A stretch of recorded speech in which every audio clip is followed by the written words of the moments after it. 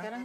Dengan usia 11 bulan berat badan cuma 6,6. Padahal seharusnya biasanya Sudah sekitar 10 kilo ada. Soalnya dengan umur. Jadi masuk kategori gizi buruk ya? Iya, sudah kategori gizi buruk dengan penyakit-penyakit. Ada gatal-gatal kemarin.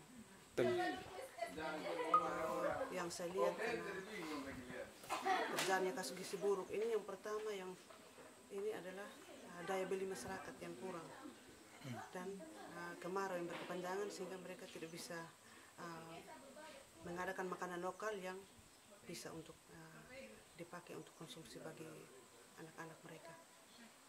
rawan pangan maksudnya? Iya, rawan pangan, iya, karena kering yang berkepanjangan. Jadinya rawan pangan. Iya.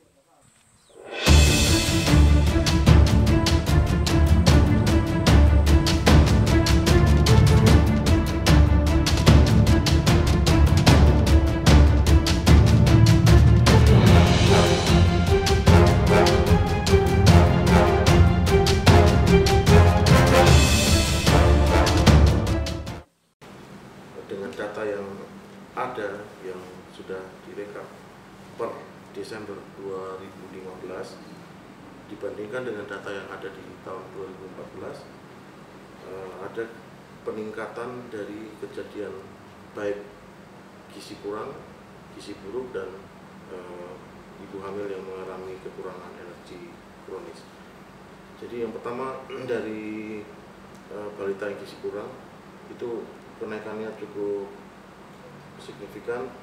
Kalau tahun 2014 itu ada 539 kasus, di tahun 2015 itu ada 824 kasus, itu sekitar 53% kenaikannya.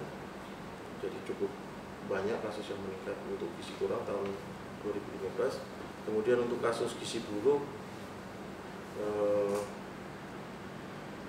dari 2014 itu ada 235 kasus, kemudian tahun 2015 itu ada 317 kasus, jadi berkisar kurang lebih 34% kenaikannya. Sementara untuk ibu hamil kekurangan energi kalori kronis itu dari 2014 itu ada 956 kasus, kemudian di tahun 2015 ada 1081 kasus. Itu kenaikannya kurang lebih 13% dari tahun sebelumnya. Tapi yang lebih penting sebenarnya adalah bagaimana kita mencegah supaya kejadian itu tidak terjadi. Jadi kita beranjak ke arah yang lebih hulu lagi. Bagaimana kita mengupayakan masyarakat bisa mengkonsumsi masukan gizi yang cukup dengan ketersediaan makanan yang cukup, sehingga bisa diantisipasi atau bisa dicegah kejadian gizi kurang, gizi buruk, dan bumil yang kekurangan energi kronis. Karena kejadian ibu hamil yang kekurangan energi kronik ini juga akan berdampak pada proses kehamilan dan bayi yang dikandungnya. Karena kita lihat data yang terdahulu, sebagian besar dari balita atau bayi yang baru lahir itu disebabkan juga karena berat badan yang kurang saat lahir.